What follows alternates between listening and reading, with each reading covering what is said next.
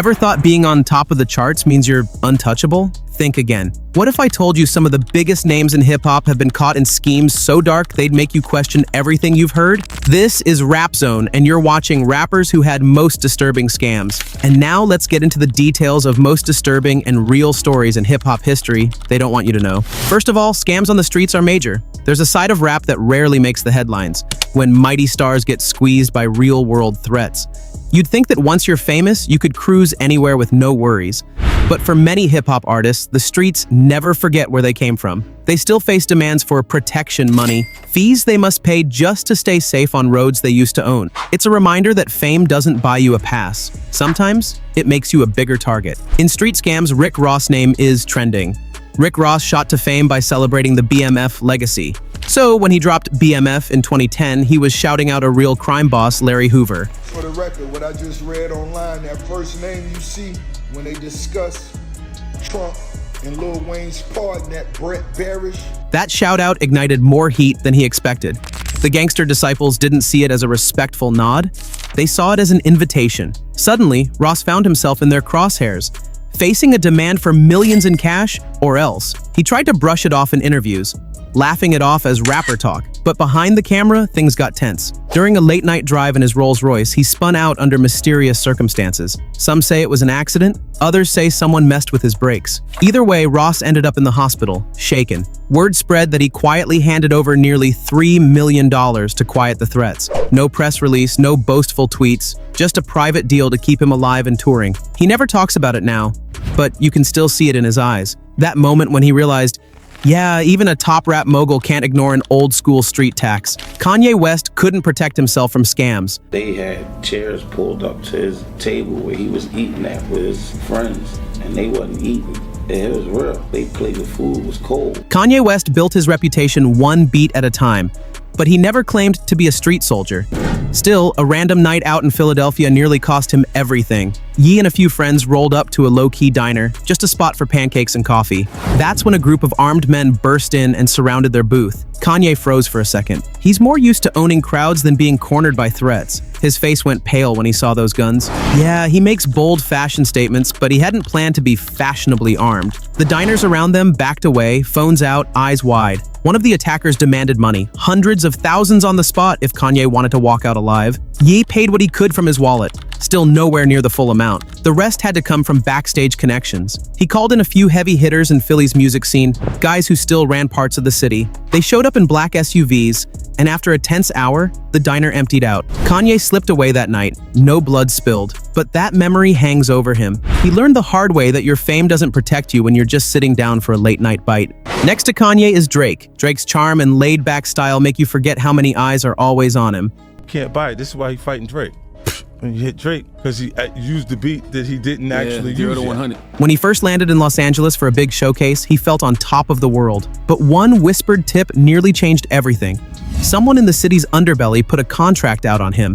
Rumor pointed at a rival label boss who felt snubbed by Drake's success. I'm talking about a real hit job, with real bullets. Drake was skeptical, figured someone was playing games. But the warning came from the Game, a West Coast vet who's got roots deeper than most. Game pulled him aside, told him to lay low. Drizzy took it serious. He canceled appearances, moved in with friends in gated compound, and didn't step outside without heavy security. The label scrambled too, shipping him back to New York sooner than planned. That scare left a mark. Drake said in interviews he'd never felt so vulnerable. For all his millions of streams, he learned fast that in certain cities, a hit record can make you a hit target. Eminem is also among those rap who had disturbing scam. Eminem's rise from Detroit to global superstar came with street cred and enemies. When Slim visited Los Angeles for a festival, a Crip faction decided he owed them respect money. They cornered him outside the venue, demanding a fat check before he could walk the green room. Marshall wasn't ready to write a check that big, but he also knew refusing outright could lead to something worse. Instead, he leaned on his creative side. He called up the Booyah Tribe, a West Coast crew rolling with the Crips, but with ties to the music biz. His offer? A collaboration. Feature credits split, production cut in half. Co-writing. It became the track 911, credited on his next album. That deal did more than get him the protection he needed. It added street lingo and a gritty West Coast vibe to his work. But make no mistake, behind every verse, there was a real price paid. M got to walk out alive, and the Crips got their respect and a piece of the royalties. It's a reminder, in rap, even your art can double as your security guard. Our next rap after Eminem is Young Thug and Birdman's Baby. Atlanta's Young Thug and Birdman's Baby both know what it means to keep your head high when danger's staring you down. During a mid-shoot for a music video, Baby rolled into a notorious Atlanta neighborhood, territory controlled by a few tight-knit street soldiers. They had a notebook, a contract, sign it, and they'd guarantee no hassles. Refuse, and they'd make you wish you had. Without hesitation, Baby refused to sign. His security team tensed up, ready for a fight. The local soldiers pressed, threatening to pull the plug on the whole shoot, take the crew's gear, or worse. But Baby stayed calm, nodding, hands open, a non-verbal dare. No paperwork, no deal, he said. After a tense 10 minutes, one of the younger soldiers cracked a smile, impressed by his nerve. They let the shoot go on, cameras rolling. Later, Baby told his crew, "I'm not paying someone to protect me in my own city." That story spread fast. If you're big enough to stand your ground, some respect you more than your money. Young Thug heard that and took notes. He's faced his own share of demands, but he's learned to pick his battles. Stand firm, talk straight, and sometimes you walk away with both your pride and your paycheck intact. Do you know about the street tax of hip-hop? If yes, then you're a legend. When you hear about checking in, it sounds harmless, like a quick heads up. But in rap, it often means paying a street tax before you roll into a neighborhood. Detroit's Trick made that famous when he declared Motor City a no-fly zone. Artists knew that if they drove through Detroit without checking in with Trick's crew, they risked having their tour bus lit up or worse. Chicago's Jojo Capone offered what he called friendly extortion. He'd call managers a week before a show, say, "Pay for our protection, or we'll show up during sound check and ruin everything." Sometimes it was a few $100, sometimes thousands. And yeah, some artists balked. A few paid nothing and ended up with smashed windows or stolen gear. For up-and-comers, the choice is clear. Pay the fee, keep the show on track, or skip it and pray for the best. Even top names, Wiz Khalifa, Big Sean, have quietly paid to avoid headaches. That system isn't going away. It's a grim reminder that no matter how high you climb, the old rules of the streets still apply. Besides street scams, there is another form of scam by rap predators. In rap, success can be a double-edged sword. The same people who lift you up, industry veterans and label bosses, can end up squeezing you harder than any street crew. They have money, connections, and power. And when they decide to test your loyalty or claim a bigger cut, you're often left with no choice but to comply. Now let's look at how some of these big names turned into predators. Very first, we discuss J. Prince and NBA Youngboy. Houston's J. Prince isn't just a label exec. He's woven into the city's fabric. He's guided careers, brokered peace, and earned respect from legends. But when NBA Youngboy rolled through town after his chain and car were swiped, J. Prince retrieved the stolen items with ease. On the surface, it looked like a favor from a friend. Behind closed doors, though, the message was clear. Everything comes at a price. Youngboy found out the hard way. After getting his whip back, he noticed sudden checks on his movement. Calls from unnamed numbers asking for thanks started coming in. He politely declined. That's when he got tested. Drivers following him, minor interruptions at shows, whispers in hallways. It wasn't violent, but it was enough to remind him who held the cards. He realized saying no could cost more than just his pride. Over time, Youngboy played along. He agreed to appearances in Houston, gave shout-outs in interviews, and publicly praised J. Prince's influence. That kept the tests to a minimum. But he never forgot the moment when a simple favor could have cost him years of freedom if he'd pushed back too hard. It showed that, in hip-hop, loyalty isn't free, and even the biggest rising star can end up in someone else's debt. Next is Suge Knight's death row tactics. Suge Knight built Death Row into a label that ruled the 90s. He signed icons, sold millions, and practically owned the West Coast. But that crown came with a terrifying price. Suge wasn't content with contract negotiations.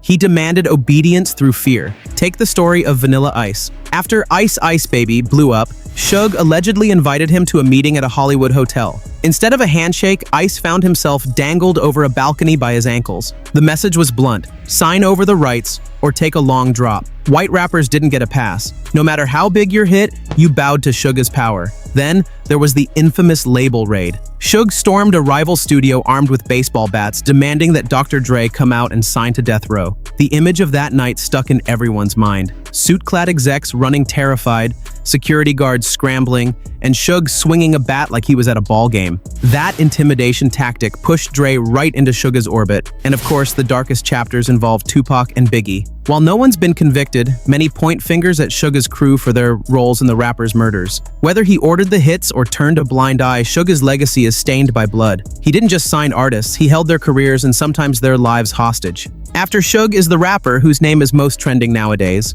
Yeah, P. Diddy, who is mentor of Bad Boy. Sean Diddy Combs turned Bad Boy Records into a powerhouse, and Biggie Smalls was his golden goose. Together, they dominated charts and defined 90s hip-hop. But once the hits rolled in, some artists say Puff shifted from mentor to money grubber. Biggie himself saw how the deals worked. Puffy fronted huge budgets for videos, studios, and tours. But behind the scenes, the cash flows were tight. Biggie's publishing share got watered down, and advances disappeared into recoupable costs. After he passed, his estate found that a big chunk of his catalog rights were tied up in label paperwork. It felt like the same grind he'd escaped from on the streets. Other artists noticed too. Mace, once one of Bad Boy's brightest stars, walked away frustrated. He felt squeezed on royalties and saw his own music stuck on shelves because of contractual holdbacks. Members of the LOX took Puff to court over similar issues, claiming their masters were held hostage until they caved on other demands. Even B5 spilled their story about delayed payments and catalog restrictions. It was a harsh lesson. The very person who lifts you up can also lock the door behind you. For many, Diddy's empire felt less like a family and more like a bank vault, with him holding the key. Now take a look at Tekashi 6ix9ine's avoidance tactics. Tekashi 6ix9ine rose fast on hype and controversy. His rainbow hair and screechy flow made him a social media sensation. But when he crossed the 9 Trey gang, he found that fame doesn't stop street retaliation. He faced real threats.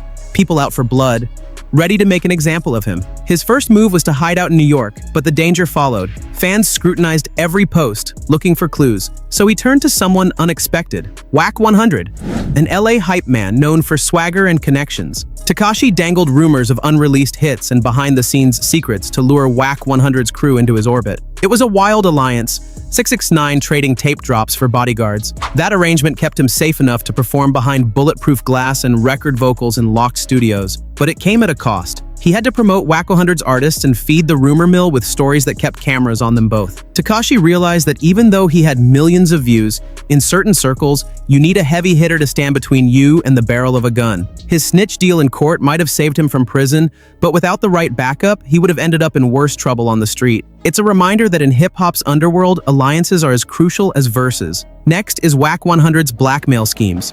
Ralph Wack 100 Dixon built his brand on being untouchable. He claims to run security details for giants like Drake and Kanye and insists he holds all the tapes you'll ever want. How does he keep that leverage? By dangling secrets and paparazzi threats just close enough to scare people into paying up.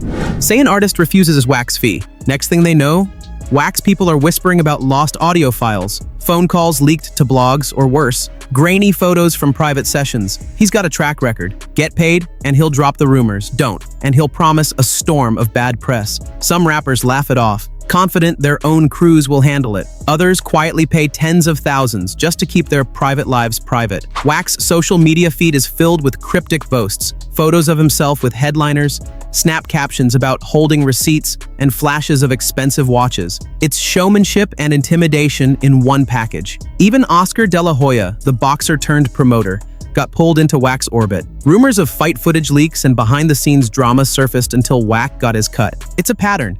He turns hype into currency, and currency into influence, all while keeping everyone on edge. Do you know Lil Wayne also suffered from scam from Birdman? Birdman and Slim grew Cash Money Records from a local label to a global force. They discovered Lil Wayne, turning a teenage rapper into a billionaire in streaming dollars. But behind the scenes, the numbers didn't always add up for Wayne himself. Wayne signed on at 12, trusting Birdman like family. He got advances for albums and tours, but when payday came, he saw a ledger filled with costs for video shoots, tour buses, and studio time. Everything came out of his pocket. Meanwhile, Birdman never officially registered Wayne's claimed 49% stake in Young Money, keeping that share for himself. Tensions peaked after that infamous tour bus shooting in 2015. Wayne's bus was riddled with bullets, prompting lawsuits and scares. Someone leaked that Birdman might have ordered the attack to scare Wayne into staying under Cash Money's umbrella. Wayne filed a $51 million lawsuit, calling out predatory contracts and unpaid royalties. The courts finally forced Birdman's camp to settle, but only after years of public feuding. Wayne walked away with a renegotiated deal and the independence he craved. That drama taught everyone in rap that blood relations don't guarantee fair play, and that your mentor can become your greatest rival. Finally comes Big U's Rolling 60s rulebook. Los Angeles has its own code set by crews like the Rolling 60s Crips. Their leader, Big U, turned his territory into a mandatory check-in zone. If you drove into his block without stopping, you risked having your tires slashed or your driver threatened. No questions asked. Nipsey Hussle, born and raised in that area, had to play by those rules early on. He remembers showing respect, stopping his ride to say what's up and giving a nod to the elders. It wasn't about money at first, it was about acknowledging their presence, but over time, the nod became literal. Your team would hand over cash or equipment to smooth the path. Newer artists, unaware of the territory's history, sometimes skipped the courtesy stop. Their cars got sideswiped in parking lots or their merch runners got jumped at shows. Word travels fast.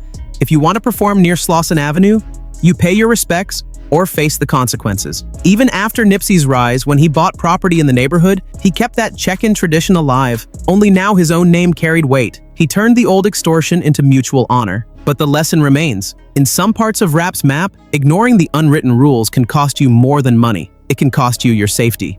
When rap's power players turn predator, it shows that wealth and influence work both ways. The same networks that build stars can also trap them. Whether it's a Houston kingmaker, a fearsome label boss, or a local crew leader, the message is clear. In hip-hop, loyalty and respect aren't just words.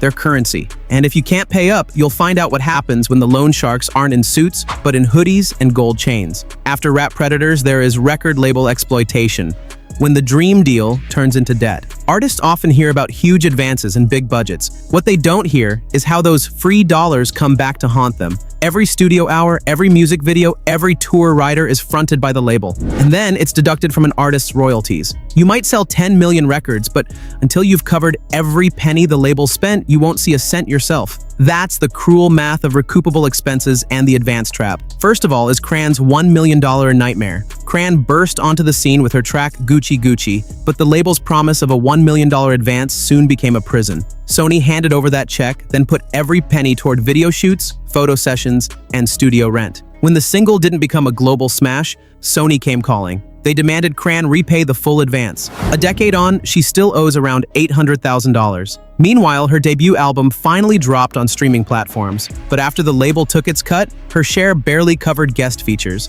She's left grinding local shows and licensing deals just to chip away at a debt she didn't really see as hers. Next to CRAN is Megan Thee Stallion vs 1501. Certified Megan Thee Stallion's rise felt unstoppable. Over 1 billion streams, millions of fans, and awards pouring in. But behind her early success, her first label, 1501 Certified, set a trap. They gave her a $10,000 advance, then took 60% off the top. Every dollar she earned went straight into recouping that tiny loan. Even after hit singles and viral moments, she saw almost nothing. She went months without a check, while the label held her master rights and refused to register her songs with the Performance Rights Organization. In frustration, Meg signed with Roc Nation in 2019 and sued 1501 for millions. In 2023, they finally settled, giving her control of her masters and a fairer deal. But those years of fighting in court cost her time, energy, and thousands in legal fees. Proof that even a superstar can be brought low by a predatory contract. Did you hear about DJ Academic's Mansion Studio scam? When a label assigns you a $2 million recording budget, you might picture plush studios and top-tier gear, but often the label picks the vendors and properties, skimming profit off the top. One rising rapper was told to record in a Beverly Hills mansion at $3,500 a day, rate negotiated by the label's execs. The artist spent weeks there, laying down vocals, shelling out nearly $100,000 just for rent. None of that showed up in praise or headlines. It all went toward recouping that lavish budget. Meanwhile, insiders connected to the label pocketed secret kickbacks, leaving the artist deeper in debt. When the album dropped, sales were solid, but after recoupment, marketing fees, and the studio costs, the artist ended up owing more than they made. That mansion turned from a palace of creativity into a debt trap. Proof that when labels control the purse strings, artists can get squeezed for every last drop. There is also a scam in form of conflict of interest counsels. When artists sign contracts, they hire lawyers to protect them. But what if that lawyer also works for the label? That conflict of interest can steer advice straight into the label's favor. Take Migos under quality control. Their attorney arranged deals that looked generous on paper, but buried clawback clauses and hidden recoupables. When the trio tried to renegotiate, they realized the lawyer had their hand in both pots. giving lax advice to them while sealing lucrative terms for the label. Similarly, the Amin versus Dame Granderson case saw the artist suing his own counsel for failing to register his songs and pushing deals that enriched the label. In each story, the artist trusted professional help, only to find the advice was one-sided. It shows that even in a boardroom, hustlers can wear suits. Artists must vet their representation as carefully as they vet their beats, or risk getting double-crossed before they even drop a track. There is another form of rap scams like corporate manipulation and cartel checks. When the scam hits global levels, once you think you've seen it all, the game goes even bigger. Major corporations and criminal organizations have both tried to bend hip-hop to their will. From tech giants messing with charts to border towns running roadblocks, these stories prove that in music, the hustle never sleeps. Drake's Certified Lover Boy was one of the biggest releases of its year, but the charts didn't fully reflect its pull. Behind the scenes, Drake sued Universal Music Group, claiming they paid Apple to misdirect Siri voice requests. Instead of playing his album when users said, "Hey Siri, play Certified Lover Boy," Siri served up a Kendrick Lamar song. That glitch, weeks long, cost Drake millions in streams, which in turn hurt his chart position and bonuses tied to performance. Apple claimed it was a bug, but Drake's team saw it as a deliberate move by a rival who stood to gain from weaker numbers. The lawsuit spoke of inside politics at the highest level. When tech and music giants collide, the artists get caught in the crossfire. Yeah, it sounds wild, but in an era where every stream counts, even a small redirect can be a multi-million-dollar swing. Now take a short overview at Mexican cartel roadblocks. Touring internationally brings excitement and risk. Female rappers touring through the border towns in Mexico discovered this the hard way. They weren't smuggling anything, but local police officers still saw dollar signs. At checkpoints, they'd ask for a processing fee of about $1,500 per person, claiming it was for safety and permits. No drugs, no weapons, just a camera in hand and an audience waiting inside. Those who refused found their buses delayed for hours or turned away at the border. One rapper recounted how her crew had to call U.S. contacts to confirm their visas, only to have the officers demand a personal payment on top of the official fees. It was a form of legal extortion backed by law enforcement and cartel influence. Eventually, some artists started carrying extra cash for those processing fees, budgeting them into tour costs. But it's a bitter pill. Even when you play by the rules, you can still be forced to pay the price just for wanting to share your music. Hotel hustles and honeypot traps are also part of scams rappers suffered. Busy Bone of Bone, Thugs, and Harmony learned that a night out can turn into a high-stakes heist. After a show in Los Angeles, he hit the Saddle Ranch for a girls' night out vibe. Dancing, drinks, the works. But what started as fun ended with $35,000 in jewelry gone and a room full of armed thieves. According to reports, a group of women lured him upstairs, offering private studio time. Once inside, they split into two roles. Some distracted him, others rifled through his cases. Security outside had been paid off, so no alarms went out. When he realized the setup, Busy was surrounded. They demanded more valuables, threatening violence if he didn't comply. He walked away bruised, but alive. His trust shattered. That con mixed seduction, inside knowledge of his schedule, and corrupt hotel staff. It showed that even in safe environments, artists can be targets. Scammers adapt, using traps disguised as VIP treatment. After that night, Busy invested in his own security detail for everything from club appearances to hotel check-ins, because you can't trust a smile when there's money on the line. From neighborhood corners to towering boardrooms, rap's biggest stars have faced more schemes than sold platinum discs. They've forked over street taxes, sank under label debts, and played corporate chess just to protect their names. For every chart-topping hit, there's a hidden hustle behind the scenes. Which story blew your mind? Tell us below, hit like, and subscribe for more.